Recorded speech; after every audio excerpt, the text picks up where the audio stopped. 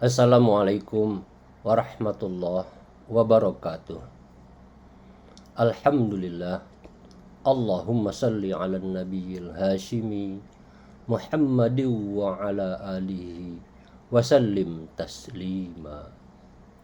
Kawan-kawan yang saya hormati, selamat berjumpa kembali pada perbincangan jejak langkah khusus bulan suci Ramadan.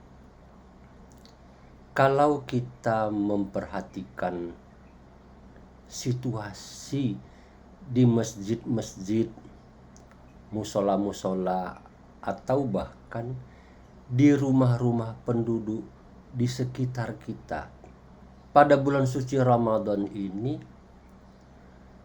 di mana-mana orang membaca Al-Quran. Istilahnya tadarus Al-Quran. Saking banyaknya dan saking seringnya orang membaca Al-Quran pada bulan suci Ramadan, tadarus Al-Quran itu satu seperti wajib. Kita semua tahu itu tidak wajib.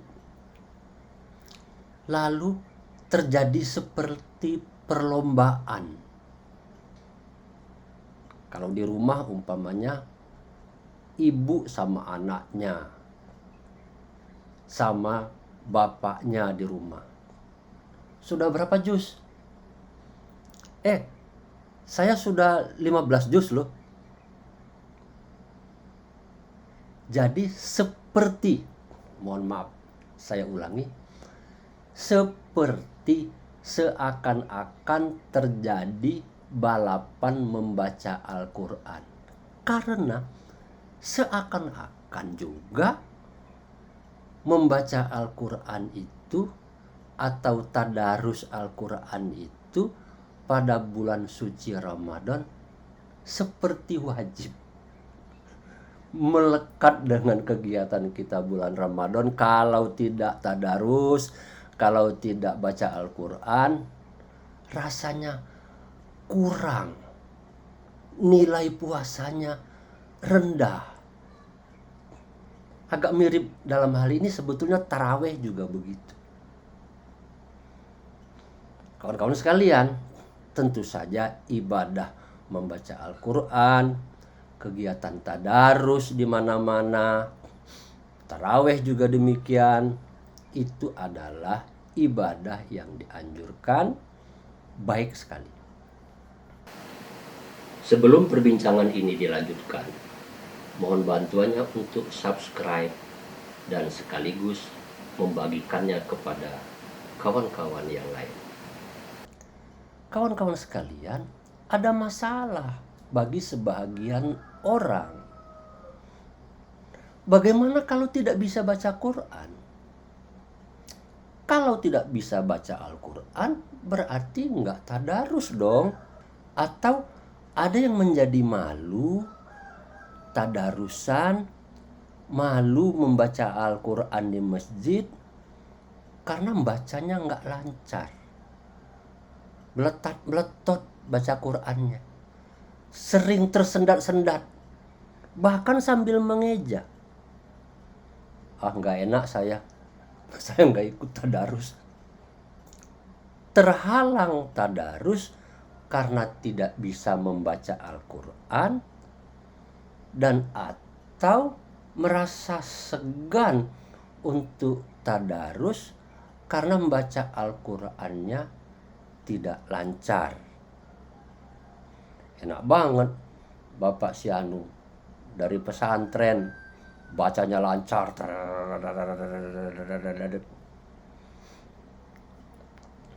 Kawan-kawan yang saya hormati, membaca Al-Quran, maksudnya membaca Al-Quran seperti ini.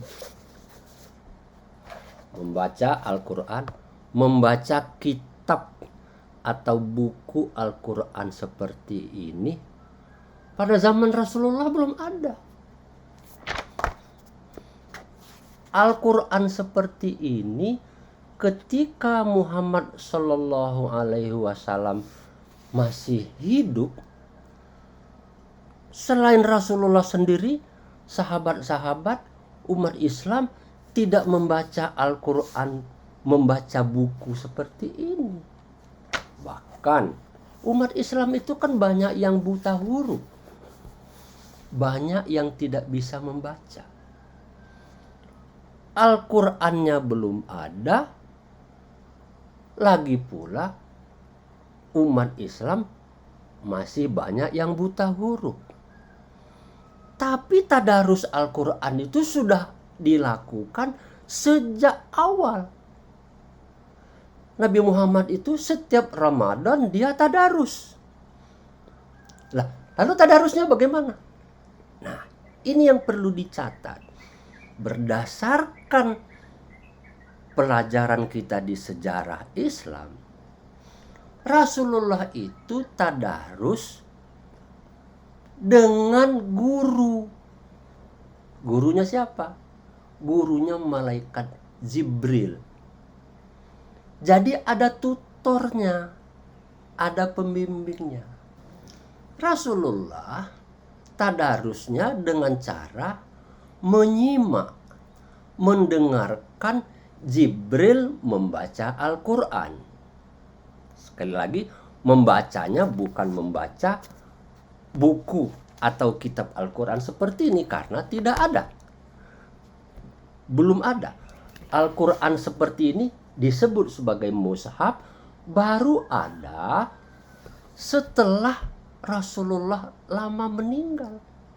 Itu pun belum banyak. Pertama kali baru ada 3. Pertama kali. Jadi membacanya itu hafalan. Jibril hafal, Rasulullah hafal, baca di luar kepala. Para sahabat juga begitu. Umat Islam pada waktu zaman Rasulullah Shallallahu Alaihi Wasallam itu membaca, tidak membaca teks, membaca istilah sekarang disebut membaca hafalan. Jadi ayat-ayat Al-Quran itu sudah nempel di kepalanya, masuk di dalam hati, lalu diulang-ulang membacanya, maka disebut tadarus. Dipahami isinya, disebut sebagai tadarus. Itu yang dilakukan pada zaman Rasulullah. Jadi kawan-kawan sekalian, jangan lupa bagi yang tidak bisa membaca Al-Quran dalam artian membaca teks Al-Quran, membaca huruf, kata-kata dan kalimat-kalimat di dalam mushaf Al-Quran, gak masalah. Lalu kiatnya bagaimana? Kalau ada orang yang membaca Al-Quran di masjid, di musola, atau di rumah, bagi kita yang tidak bisa membaca, duduk saja di dekat dia, didengarkan dengan seksama, dengan tenang, dimasukkan ke dalam hati gitu kan ya. Lakukan berulang-ulang. Tapi yang paling bagus adalah berhadapan langsung dengan orang yang membaca Al-Quran dengan baik, seperti halnya Rasulullah berhadapan mendengar, menyimak bacaan Al-Quran dari malaikat Jibril. Para sahabat mendengarkan, menyimak bacaan Al-Quran dari Rasulullah Shallallahu Alaihi Wasallam. Sahabat lalu membacakan kepada anaknya, kepada temannya. Begitu seterusnya gitu, saya mendengarkan bacaan Al-Quran dari ibu saya, dari guru saya. Kawan-kawan yang lain pada zaman sekarang yang tidak bisa membaca Al-Quran atau yang belum bisa membaca Al-Quran, tadarus bisa dilakukan dengan cara menghadap jamaah atau kawan yang lancar dan bagus baca Al-Qur'annya, dengarkan saja, disimak. Ayat Al-Qur'an itu datang dari Allah.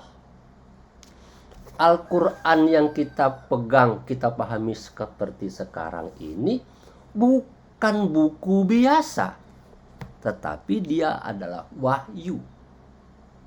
Wahyu yang diturunkan oleh Allah Subhanahu wa Ta'ala, maka dia masuk ke dalam lubuk hati, masuk ke dalam dada kita, lalu dia nempel di dada ini atas izin Allah. Ingat, ada nggak di antara kita yang hafal Al-Fatihah tanpa pernah membaca bukunya, membaca teksnya, tanpa pernah menghafal? Tiba-tiba saja hafal. Qul huwallahu ahad, Allahu somad. Semua kita hafal. Emangnya pernah menghafal Qul huwallah? Qul a'udzu birabbin nas? Hafal tidak? Emang pernah belajar menghafal Qul a'udzu birabbin nas, malikin nas? Barangkali tidak. Banyak di antara kita bisa hafal ayat Al-Qur'an itu meskipun kita tidak bisa membaca, karena dengan mendengar, menyimak dari orang lain yang bisa membaca Al-Qur'an dengan baik. Jadi tadarus, kawan-kawan sekalian, atas izin Allah bisa masuk ke dalam dada kita. Maka dari itu, yang diwajibkan pada bulan suci Ramadan dan juga bulan-bulan yang lain selama kita masih hidup adalah bukan membaca dalam artian membaca teks, tetapi mengimani. Di dalam Al-Qur'an, lagi-lagi pada bagian pertama surat Al-Baqarah itu disebutkan, orang yang bertakwa itu adalah orang yang beriman kepada apa yang telah diturunkan oleh Allah kepada Rasulullah Muhammad sallallahu alaihi wasallam, dan juga mengimani apa yang diturunkan oleh Allah kepada nabi dan rasul sebelum Muhammad sallallahu alaihi wasallam. Jadi poinnya adalah mengimani. Kalau kita mengimani, kalau kita mempercayai wahyu yang diturunkan oleh Allah Subhanahu wa Ta'ala, maka terhadap Al-Qur'an itu kita wajib berusaha. Wajib berusaha apa? Wajib berusaha membacanya. Membaca dalam artian yang dikehendaki oleh Allah Subhanahu wa Ta'ala tentu saja memahami isinya, pesan dari Allah, perintah-perintah yang ada di dalamnya, peringatan-peringatan, informasi yang terkandung di dalam Al-Qur'an. Setelah memahami, tentu saja adalah mengamalkan, dinyatakan di dalam perbuatan, dilakukan dalam kehidupan sehari-hari. Itu tadarus yang sebetulnya. Jadi tadarus itu ada tingkatan-tingkatnya.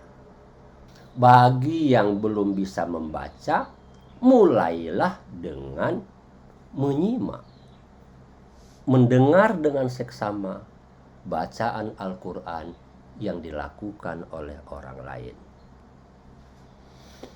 Terima kasih. Mudah-mudahan ada manfaatnya. Mohon maaf apabila ada kekurangan dalam pembicaraan saya. Wassalamualaikum warahmatullahi wabarakatuh.